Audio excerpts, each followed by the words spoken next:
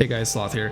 I want to put together a quick video for you guys because if you're like me, you've been using all the guns that you see the streamers using or just the cool looking AKs, and what you're experiencing is that people are just soaking up bullets. You're shooting, you feel like you should be killing them, and some of these people just aren't dying.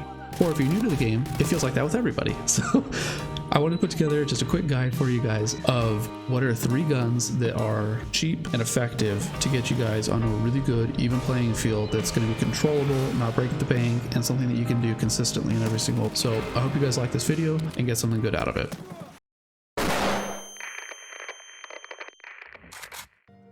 Alright, so let's get straight into this AK build right here. So I built this one based off of the AK 103 variant. It's basically the same thing as any other AK. They've got all these different variants. They're all AKs. They're all basically the same thing. They just have very minor differences. I arbitrarily picked the AK 103.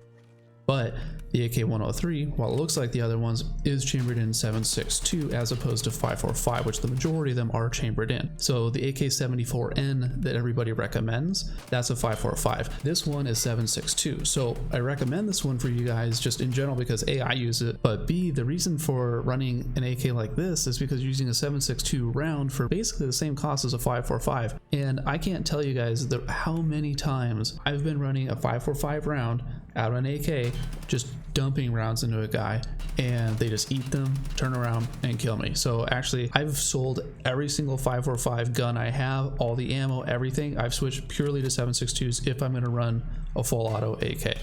So here's my build for it. You guys will see that this is not the meta build. I'm trying to build this thing on a budget, but with recoil control in mind, so that you guys have a very good budget AK that's running a bigger round, so you've got more stopping power without breaking the bank. So basically what you're gonna want to do is you're gonna buy an AK 103 off the flea market. They're like 20,000 just for the AK. I like to switch it just to this polymer stock because it's got to look black, right? I mean, number one rule, you got to look cool. Then get this recoil pad. These things are cheap.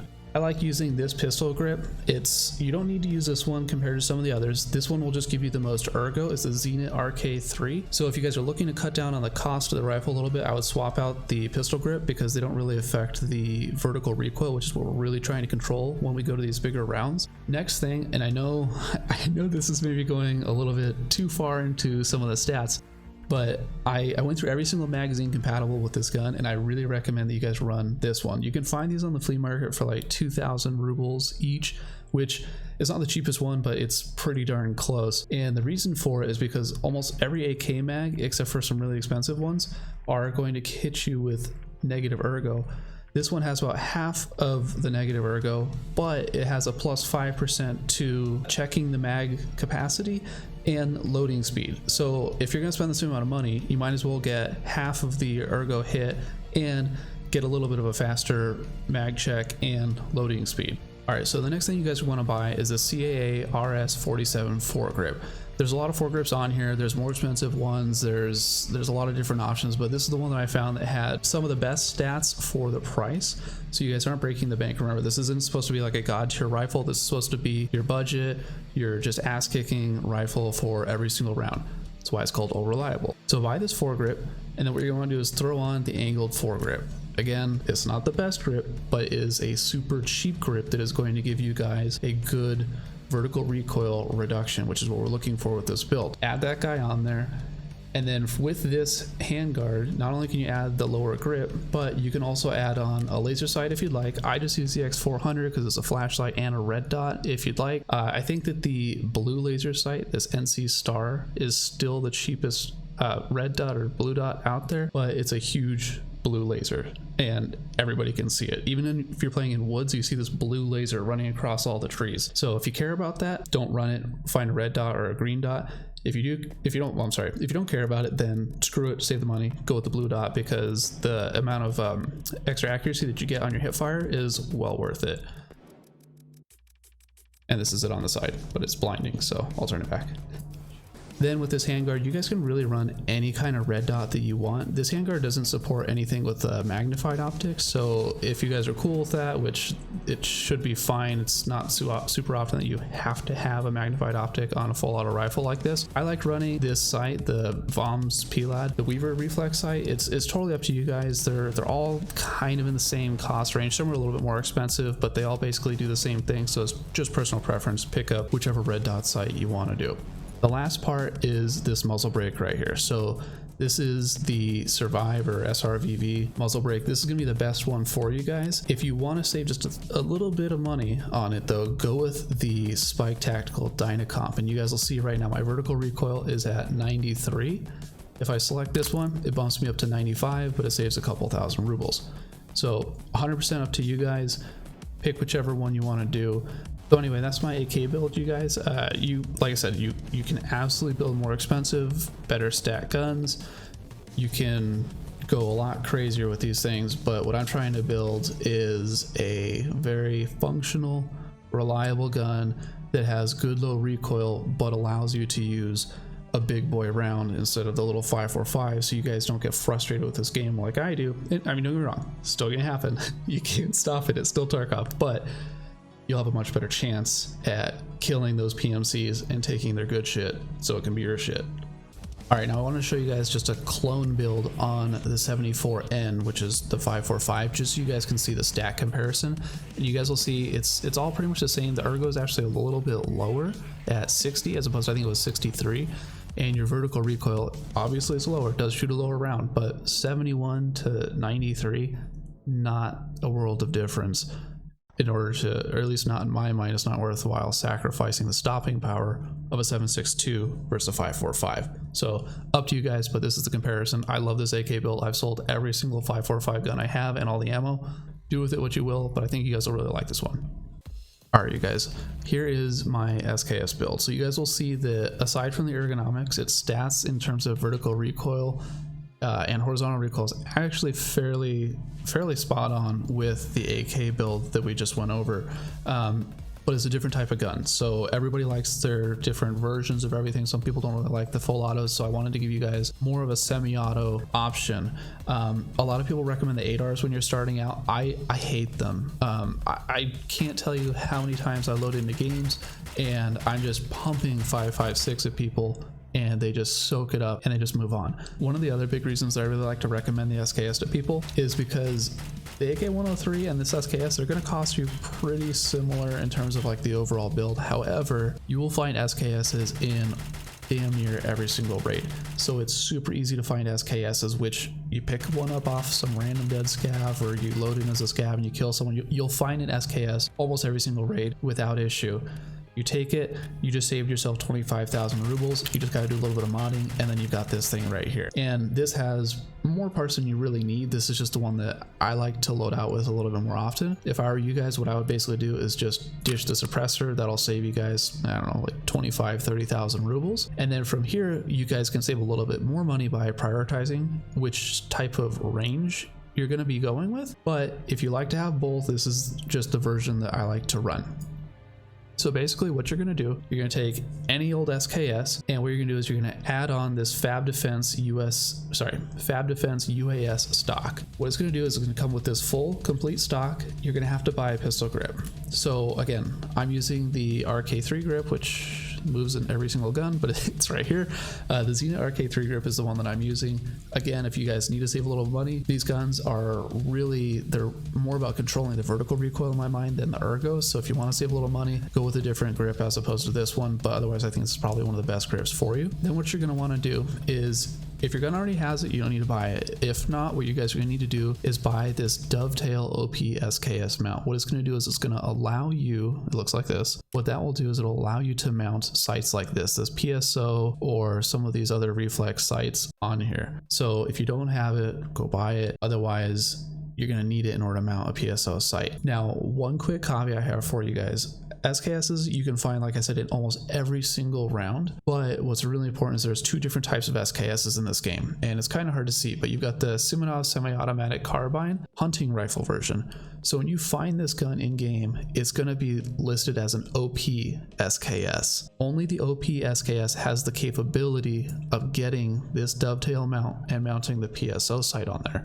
So if you find another SKS, that's fine. You can still do all of these mods to it. The only difference is you won't be able to have this ranged optic. So if you're cool with the red dot on this gun, then you're golden. You can pick up any SKS you want. But if you want to be able to run a PSO 4X plus a red dot, you got to find an OP-SKS or buy it off the flea market. But I like to just run basically this PSO one. They're basically all the same PSOs unless you go with some of the other sides, but it gives you a good 4X optic. You will want to buy these 20 round mags, these pro mags. You don't really need the 35 round. The 20 round is plenty. It's a semi-automatic only gun, so you're not really going to just spam 20 rounds. And if you do spam 20 rounds and you still need more and you don't have time to reload, then you have bigger problems. But you absolutely want to go with these mags as opposed to the internal mag. That way you can actually swap mags. Otherwise you have to top load this thing, and every time you want to reload and you're stuck sitting there loading round by round by round, and some guy's approaching, you kind of boned. So that's the large majority of the guns so far. Then this next part right here is I was running this SKS. Oops, sorry, let me get the flashlight out of your guys' eyes. So I was running this SKS without this red dot, this cantered red dot, for a while. And there were a couple times where someone would come up close quarters to me, and I don't really like using this PSO sight really close. So this is kind of like more my woods setup where I've got a lot of long range stuff. And then if they come up close, I have a cantered red dot. The only way to do a cantered red dot in this game at this point in time, as far as I'm aware at least, is you have to buy this NC Star MP R45 backup mount. Once you have that, you have to select a base or just throw this Polymer PK06 sight on. But then basically you've got these different bases here that are available to you. You can pick up whichever one you want, just depending on what type of red dot you like, and then you can put it on there. I like using this Burris fast fire, but it's, like I said, it's all personal preference when it comes down to red dots. These mounts are only a few thousand rubles, so to go with the one that you want, it's a very slim cost difference, so just do the reticle that you like. Then again, same X400 sight, flashlight, red dot. It gives you much better hip fire spread, so make sure you've got one mounted whenever you have a chance. But if you are running close range, if you don't care about having ranged optics, if for whatever reason you just don't care about having a PSO scope, then just ditch this, go with any SKS sight, run just your red dot, you'll save a bunch of money. And this thing is chambered in 7.62, which again, just like the AK-103, you're getting a lot more stopping power versus a 5.45. I recommend just using the PS ammo when you guys are starting out because it is insanely cheap to buy. It's like 83 rubles per bullet, and it outperforms almost every single 5.45 until you get into the expensive rounds. So might as well, right? But then on top of it, it's so common to find that you can kill a couple of scavs and you got more PS rounds to throw right in there in case you forgot to load out with them. So that's why I like to go with these guns. They're guns that you can find easily, the ammo is easy, and it's not a lot more vertical recoil to basically have the same gun everyone else is running but with more stopping power by using a 7.62 instead of a 5.45. So that's why I love these ones. I'm really loving the SKS right now, and if you guys do want to run a suppressor, you can just run this Hexagon SKS one. It's like 25,000 rubles. I suggest it just to look tactical, of course, but you know, everyone has their own little debate on suppressors and whether you really need them or not. So we'll move on. All right, guys, this is the last rifle that I recommend for new people. Now, this is probably the more expensive one out of them all, so go with this at your own will. The ammo is the most expensive out of the other two rifles. It shoots significantly faster than the other two rifles at 900 rounds per minute. So you will bleed ammo quick with this gun, but it has super low recoil. It's super easy to maintain, and this gun will just shred PMCs and Scavs alike. I mean, this thing's a monster.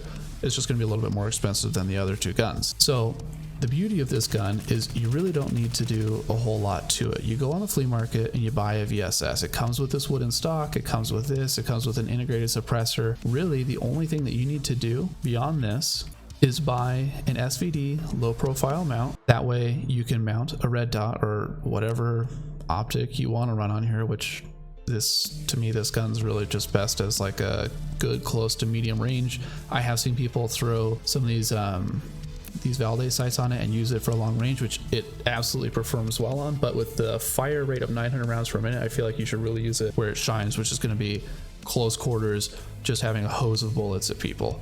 All right, so anyway, so you pick this guy up off the flea market, you got your wooden stock, you got your suppressor, you pick up a little low profile mount, you get your red dot. Then really the rest here is optional, because this gun off the bat has great recoil control. So this is just kind of if you really wanted to fine tune it a little bit more. What you do is you pick up this TAWS SP29M mount.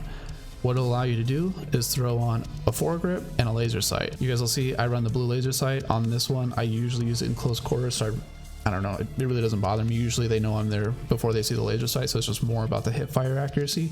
And then a lot of people I see run the shift foregrip, but I like to run the Cobra one. So you guys will see the stats right now. So what you guys will see is right up here is with the Cobra foregrip on, I'm at 60 ergo, 43 vertical recoil, 76 horizontal. If I switch this to the shift, which blind, I can't see this thing, same exact ergo, the vertical recoil is just a little bit less and the horizontal is just a little bit different as well. But the cost difference between the shift and the Cobra is pretty decent. So go with the Cobra, save the money, and have what, like one recoil difference, which you'll never even notice. With this gun, I have here showing the 30 round mag, but just run the 6L25 mags. They're 20 rounds. You absolutely want to be careful with this thing on full auto because you will empty this mag in a second. But it's a really good gun. It's really strong. It is on the higher pricey side. As for ammo for it, I recommend just running the SP5. Before there used to be a lot of people saying, oh, you got to run the SP6, which is like the high tier ammo and all this other stuff. And, you know, it'll kill people in like 1 or 2 bullets faster than the SP5. But when you look at that 900 rounds per minute, 1 or 2 more bullets, I mean, that's going to be less than a blink of an eye. You're not even going to notice the difference, but you'll notice the difference between, I think it's like 130 rubles versus like a 600 ruble per bullet difference.